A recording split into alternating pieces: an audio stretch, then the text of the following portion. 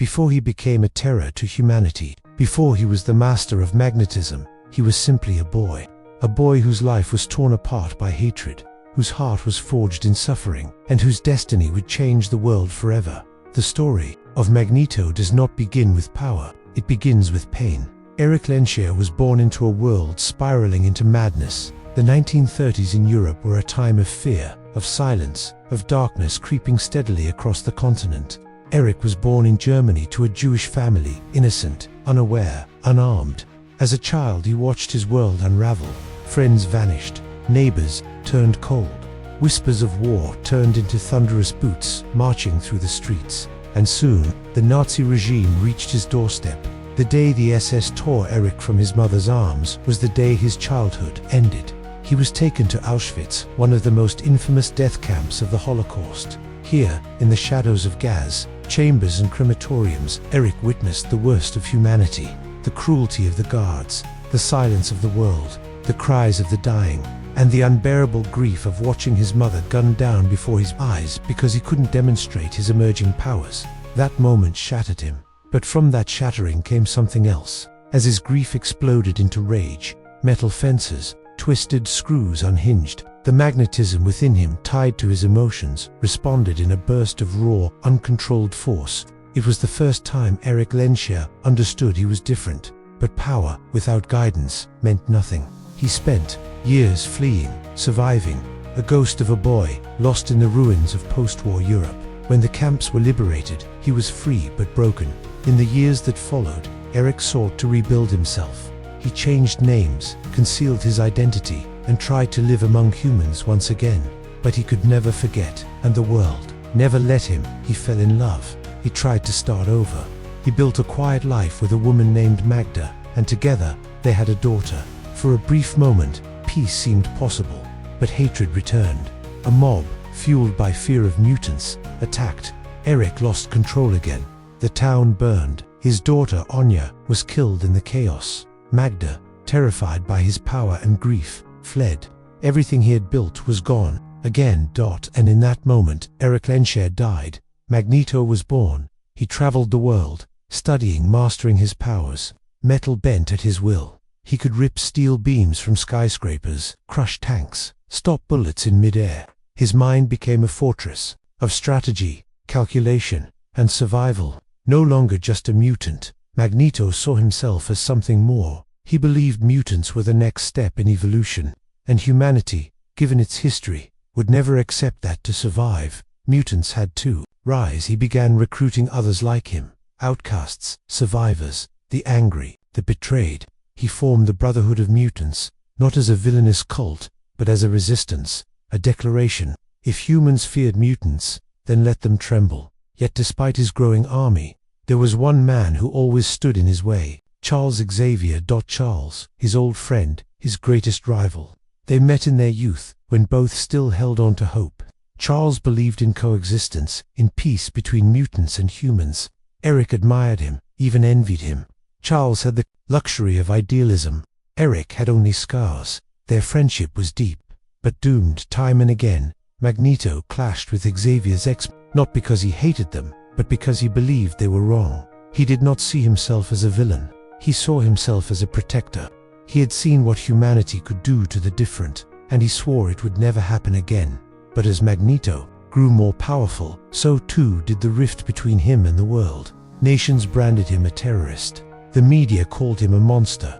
But in the shadows, many mutants saw him as a messiah. To them, Magneto wasn't a threat, he was a shield. And in his mind, he was still that little boy, standing at the gates of Auschwitz, watching the world burn and whispering to himself, never again. The battlefield was never just about power, it was about belief. Magneto, now fully awakened to his potential, had become more than a man. He was a symbol, a warning, a warrior against a world that had tried to destroy him, and still tried to deny the future he saw so clearly. But the war he waged wasn't only against humans, it was also against the man who once called him friend. Years before the world knew the names, Magneto and Professor X, two brilliant men, stood side by side in pursuit of a dream. Erik Lehnsherr and Charles Xavier, two mutants, both gifted, both scarred by the world in their own ways. They met in their youth, as idealists. Both recognized that mutants were emerging across the globe, and both feared how the world might react.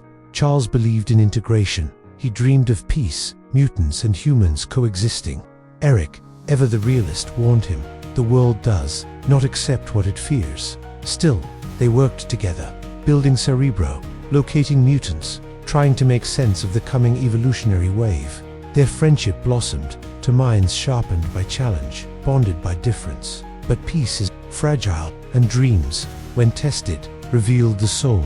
It was in Genosha that Magneto first found purpose beyond survival.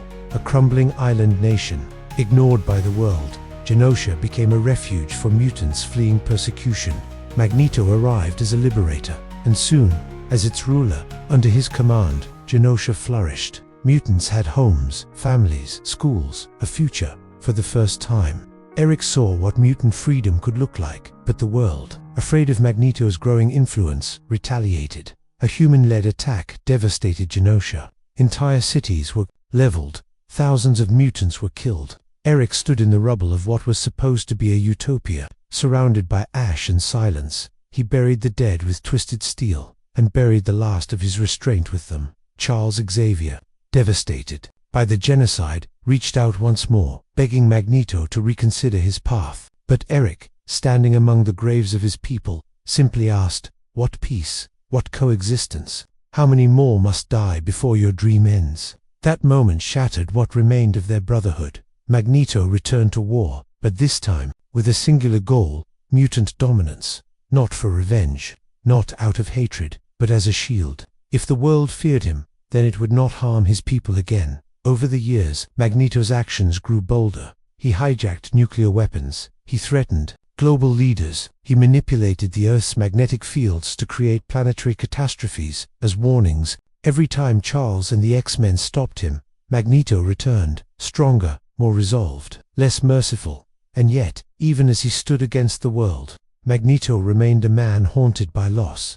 He discovered his children Pietro and Wanda known as Quicksilver and Scarlet Witch. For a brief, fragile moment, he tried to reconnect, to be more than a warrior. But the pain he had passed down, the legacy of his rage, made them drift away. Fatherhood, too, had been poisoned by war. Despite everything, Magneto was not a tyrant without cause. He warned the world of threats, beyond Earth, of sentinels, of global conspiracies, of extinction events that would erase mutants. Often, it was Magneto who acted first, who sacrificed, who stood between the annihilation of his people and the silence of a watching world. In one of his rare alliances with the X-Men, Magneto fought side by side against threats like Apocalypse, Phoenix, and even the Sentinel program, artificial killing machines designed to wipe out all mutants. When the world's governments turned to genocide again, Magneto didn't ask for forgiveness. He brought satellites out of orbit and held them like swords above the Earth. He wasn't seeking approval. He was demanding respect. Magneto's war was never just a battle of powers. It was a battle of ideals. He did not want to rule humanity. He wanted humanity to stop deciding who gets to live. And as he stood atop ruined cities twisted by metal, monuments shattered, he remained convinced of one truth. They will never love us, Charles, but they will learn to fear us. And in fear, there is safety. Power without control. Justice without mercy. As the 20th century turned, Erik Lehnsherr, now Magneto, had become not just a voice for mutants, but a force to be feared by all. His crusade for mutantkind had entered a darker, more ruthless phase. No longer content with survival or coexistence, Magneto now spoke of dominance, and for those who stood in his way, there would be no sanctuary. Magneto established a sanctuary for mutants on the island of Genosha, a self-declared mutant nation built upon the ashes of a society that once enslaved his kind. Under his rule, Genosha became a symbol of mutant pride and sovereignty, a place where Homo Superior could live free from human oppression. But peace is never permanent, not in a world built on fear and hate. The tragedy of Genosha would be one of Magneto's greatest failures, a single act of genocide, orchestrated by the wild sentient robot known as Cassandra Nova, wiped out over 16 million mutants in a blink. The island became a graveyard, and Magneto, its mourning monarch. The pain was unfathomable. He had tried to build a homeland, a future, but the world answered his dream with a massacre. Many believed this would break him, but it did the opposite. It reforged him into something even more relentless. His ideology hardened, his actions more decisive. If the world would not allow mutant peace, then it would suffer mutant wrath. Magneto's path often placed him against the X-Men, especially Charles Xavier, his closest friend turned ideological adversary. While Xavier preached peaceful coexistence, Magneto believed in revolution. But even in their conflict, there remained a bitter respected tragedy between two men who once dreamed the same dream but chose different roads to reach it at times. Magneto would ally with the X-Men when greater threats loomed: galactic invaders, multiversal destruction, or mutant extinction events. These moments revealed the duality within him: a villain to some, a savior to others. He was a man shaped by tragedy, acting out of love, twisted by rage. Yet Magneto's cause began to inspire a new generation. Young mutants who saw him not as a tyrant, but as a freedom fighter. His words echoed in their hearts. Never again shall mutants bow to the cruelty of mankind. He became more than a man, he became a myth, a symbol, a god to some. And still, the burden of leadership haunted him. Each action, no matter how just, in his eyes, left blood on his hands. His power was unmatched, but his heart, scarred by Auschwitz, by Anya's death, it carried the weight of every soul he could not save. Magneto was no longer the boy who bent gates under Nazi rule. He was now the master of magnetism, manipulating the very core of the Earth's elements to protect or to punish. But behind the helmet, behind the fury, remained Erika's father, a survivor, a man who had lost everything and built himself into a monument of resistance. The years passed, battles raged, empires rose and fell, but Magneto endured. In the shifting sands of time, he remained a constant force, both feared and revered. With every new threat to mutant kind, Erik Lehnsherr stood tall, cape billowing, like a storm cloud, eyes burning with the fire of memory and conviction. He was no longer merely a rebel, or even a revolutionary. He had become a sovereign, a legend, the last king of a persecuted people. Krakoa marked a new era. A living mutant nation, born from the union of enemies and allies alike, promised a fresh beginning. Charles Xavier, Apocalypse, Mr. Sinister, and yes, Evan, Magneto stood on the same council. It was a miracle none had dared imagine. Erik accepted his place not out of compromise, but out of calculation. He knew peace was fleeting. He knew old wounds ran deep, but for a time he chose to believe in Krakoa. Magneto did not command armies or topple governments. He guided, he mentored, he became a statesman for mutant kind, shaping the future through diplomacy instead of destruction. For the first time in decades, Erik allowed himself to hope. He forged bonds with young mutants. He honored fallen comrades. He even allowed his heart to soften in rare, quiet moments, grieving the daughter he had failed, the friends he had buried, the world he could never truly change. But peace cannot last in a world built on power. The rise of Orcus, the machinations of human governance, the inevitable betrayal from within, it all came crashing down. Krakoa, like Genosha before it, was doomed to fall. But Magneto had learned from the past. This time, he would not let his people fall alone. When the world turned once more on mutant kind, Magneto became the sword and shield of his race. He sacrificed everything: his status, his alliances, even his life, so that the dream might live. In a final act of defiance, Erik faced annihilation with pride, knowing his legacy would not be erased by fire or fear, and even death could not silence him. For in every corner of the multiverse, his legend echoed. In some timelines, Magneto became a hero, leading mutant kind into a golden age. In others, he ruled with iron will, a god-king draped in steel and thunder. And in many he fells, all kings do but never, without changing the world around him. Magneto's story is one of transformation, from victim to warrior, from terrorist to protector, from Erik to Magneto to myth. He was never truly evil, nor purely good. He was human, and mutant, and more. He made the world look into the mirror of its own cruelty. He forced humanity to reckon with its fear.